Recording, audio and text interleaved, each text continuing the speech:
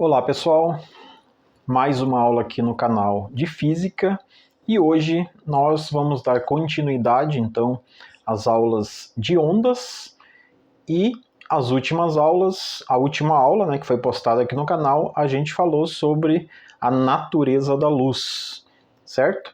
Para quem não assistiu, assista, nós já temos várias aulas aí de física elementar, de física básica, em que nós estamos estudando nessa sequência de aulas sobre as ondas. Nós falamos inicialmente sobre as ondas sonoras, a gente falou sobre os tipos de ondas sonoras, aí, as propriedades e assim por diante, e depois a gente começou a falar sobre a luz, a natureza da luz, e hoje nós vamos falar sobre as propriedades da luz, tá? Para quem não assistiu aí as outras aulas sobre ondas, o que é uma propriedade sobre determinado conceito, sobre determinado objeto, de estudo? A propriedade ou as propriedades são o que é próprio, são as características e o que determina o que é próprio de um determinado objeto ou determinado o que determina um objeto ser o que ele é, tá? Então, como a gente está falando aqui de luz, tá? E a luz a gente viu nessa aula em que a gente falou sobre natureza da luz, a gente viu que a luz ela se comporta de forma dual, que a gente diz, tá? Através da teoria da dualidade, Ela às vezes se comporta como onda e às vezes se comporta como partícula. Mas a gente está estudando ela por dentro do estudo das ondas, tá? Mas a gente vai citar aí em alguns momentos o fato de que ela se comporta também como pequenos corpos ou pequenas partículas, certo? E para a gente começar aí, a gente sabe que a luz, basicamente, é uma onda eletromagnética, tá? Para quem não sabe o que é uma onda eletromagnética, é uma onda que basicamente não precisa de um meio material ou não precisa de matéria para se propagar, ao contrário de ondas mecânicas, como por exemplo as ondas sonoras, que nós já vimos, já tem aulas aí no canal falando sobre as ondas sonoras. Beleza, pessoal? Então a luz ela é uma onda eletromagnética, e ela normalmente percorre em linha reta em altíssima velocidade. E é exatamente isso que a gente vai começar a falar. Pessoal, a luz ela tem uma velocidade de deslocamento, certo? E essa velocidade de deslocamento, que a gente chama de velocidade da luz, tá? Ela é de basicamente 300 mil quilômetros por segundo. Pare e pense um pouquinho nessa velocidade, tá? Essa velocidade, ela é a maior velocidade que se pode alcançar, segundo as teorias aí do Einstein, tá? Ela não é necessariamente 300 mil quilômetros por segundo, justo, isso é um arredondamento, tá? Então, você pode usar duas unidades aqui para medir a velocidade da luz, quilômetros por segundo ou metros por segundo. Se você for utilizar quilômetros por segundo, a velocidade da luz ela é arredondada basicamente para 300 mil quilômetros por segundo. Tá? Só para vocês terem uma noção aí e a gente poder fazer uma comparação, eu cito sempre esse exemplo das sondas que são enviadas muitas vezes para estudar a atmosfera e para estudar alguns planetas. Tá? Em 1976 foi enviada pela NASA 2 sondas para estudar a atmosfera de Júpiter. Ela até hoje continua viajando para os confins do universo, vamos dizer assim, para algum lugar que não está definido exatamente para onde que ela vai, mas ela está viajando e a gente sabe que porque a NASA ainda recebe sinais dessa sonda que ela está já saindo do nosso sistema solar, né? Vencendo lá os cinturões de asteroides que tem lá no limite, vamos dizer assim, nas fronteiras do nosso sistema solar. Essas sondas, elas viajam basicamente a uma velocidade ali de 55 mil quilômetros por hora. Então você vê, 55 mil quilômetros por hora, se você for colocar aqui dentro desse valor, ele vai dar quase nada, 0,000 alguma coisa, né? Então você veja, a gente não tem a capacidade de chegar nem perto, nem 10% dessa velocidade aqui. Mas como eu tinha citado para vocês, você pode entender a velocidade da luz como 300 mil quilômetros por segundo, tá? Ou 3 vezes 10 elevado a 8 metros por segundo. E se você quiser usar a unidade de metros por segundo, o valor total aqui e exato, vamos dizer assim, da velocidade da luz é 299.792.458 metros por segundo, certo? Inclusive, a velocidade da luz é utilizado para medir distâncias astronômicas, né? Como no universo as distâncias entre os planetas, as distâncias entre as estrelas, elas são muito, mas muito grandes, é usado um conceito chamado de ano-luz, tá? Ano-luz ou dia-luz ou segundo-luz e assim por diante, mas ano-luz é o que a gente mais ouve. E o que seria o ano-luz?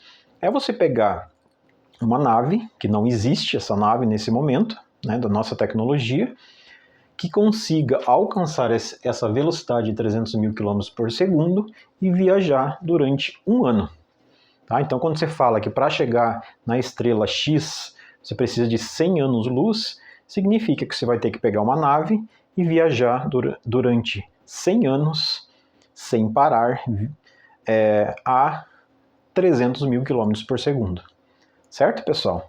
Então, beleza, nós sabemos aí então que a luz ela se desloca em linha reta e que ela tem uma velocidade aí de 300 mil km por segundo aproximadamente, certo?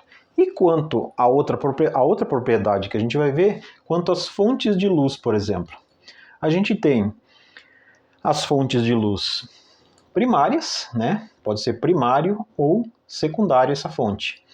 Quando a gente diz que a fonte é primária, a gente chama isso de corpos luminosos. O que são corpos luminosos? São aquelas fontes de luz que conseguem emitir luz, conseguem gerar, basicamente, luz, né? Eu poderia dar vários exemplos para vocês. Eu poderia dar exemplo de uma lâmpada de LED, de uma lanterna, né? Esse celular, se você estiver assistindo no celular, ele tem uma luz própria, né, gerada pela bateria. O computador, se você tiver no computador, uma luz de uma vela, né? As próprias estrelas, como o nosso Sol, por exemplo, que tem luz própria, certo? Todos esses, eles são corpos luminosos porque são uma fonte primária, basicamente, de luz. E existem fontes secundárias, que a gente chama de corpos iluminados. Ou seja, esse daqui, esse laser aqui, quando ele não está emitindo o laser em si, ele é um corpo iluminado. Eu, como ser humano, como pessoa, eu sou um corpo iluminado. Tá? Eu não consigo gerar luz. Apesar de eu gerar energia, de certa forma, mantenho a temperatura do meu corpo, eu não consigo gerar luz. Então, praticamente quase tudo que você consegue ver que é iluminado, esse quadro, por exemplo, você está conseguindo só enxergar por causa das luzes que eu coloco aqui para poder dar essa aula. Eles são corpos iluminados, tá? Então, basicamente, ela se divide em primário, que são corpos luminosos que emitem sua própria luz, e secundário, que são os corpos iluminados, certo? A gente diz também que uma propriedade muito importante aí da luz, chamada de reversibilidade dos raios. Tá? Mas antes de falar da reversibilidade, eu preciso falar aqui para vocês.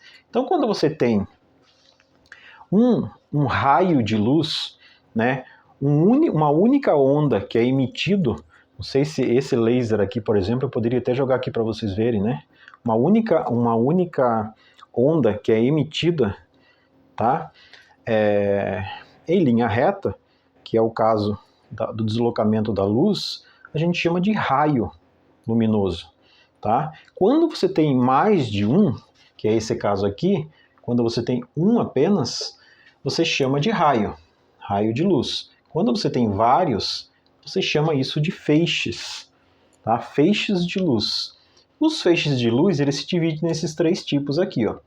Feixes convergentes, divergentes e paralelo. O que são os feixes convergentes? Vocês percebem que os feixes de luz, eles começam abertos, né? Pode ser aqui de forma abertos, e eles se juntam basicamente em um único ponto. Eles convergem aqui em um único ponto. Eu dou normalmente, dou normalmente em sala o exemplo de que, imagina eu conversando com vocês sobre determinado assunto e nós dois concordamos com aquele assunto. A gente está convergindo num assunto, ou seja, a gente está concordando, a gente está tendo a mesma opinião. Então é basicamente isso daqui. A gente começou a conversar, né? E os dois chegaram à mesma conclusão. Isso aqui também pode ser aplicado aqui para os feixes de luz. Começam separados e se unem no final. Já os feixes divergentes é exatamente o contrário. Começa no mesmo ponto e eles se separam basicamente no final. E existem os feixes de luz que a gente chama de paralelo, né? Os paralelos.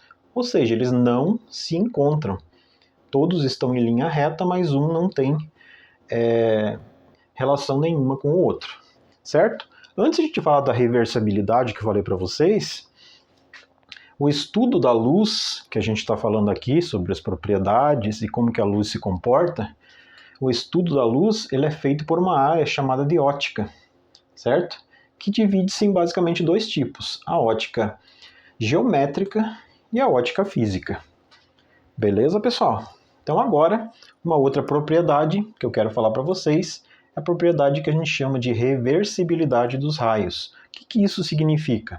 A trajetória de um raio de luz é a mesma, independente do sentido da propagação, certo? Então, se a gente tem aqui o sentido da propagação para a direita, tá? O sentido da propagação, mesmo que ele bata em algum tipo de barreira, reflita isso, né, para outro lugar, o sentido vai continuar o mesmo. Tá? Se ela foi emitida de baixo para cima, ele vai bater e vai continuar o mesmo. Então, o sentido da propagação ele é independente. Tá? A trajetória de um raio de luz é a mesma, independente do sentido da propagação. Ok?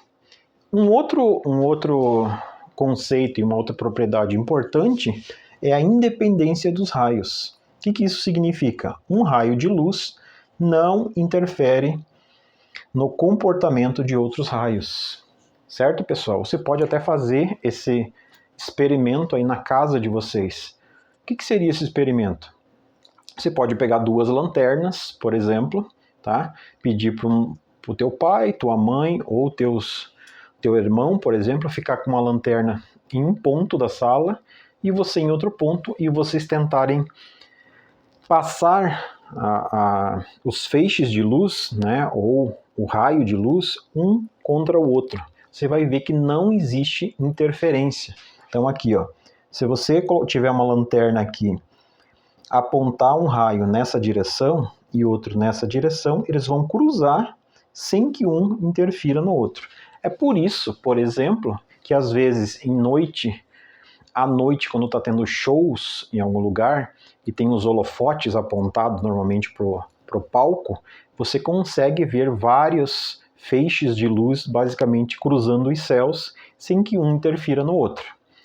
Certo? E para a gente encerrar então essa aula e falar de uma última propriedade, a luz, eu disse para vocês que ela é uma onda eletromagnética que transporta energia, né? Mas ela também se comporta como partícula, né? o cientista, o físico lá, Isaac Newton, por exemplo, ele já tinha falado sobre as teorias corpusculares da luz, que ela se comportava como partícula também, e depois isso foi confirmado lá nos estudos do Einstein, por exemplo, sobre corpos elétricos lá, né, em que ele viu que quando você emite basicamente uma luz contra uma superfície de metal, isso acaba fazendo com que desloque alguns elétrons. Tá? Então os fótons, que eu vou falar para vocês agora, quando batem em uma superfície de metal, ele acaba disparando ou deslocando esses elétrons, certo?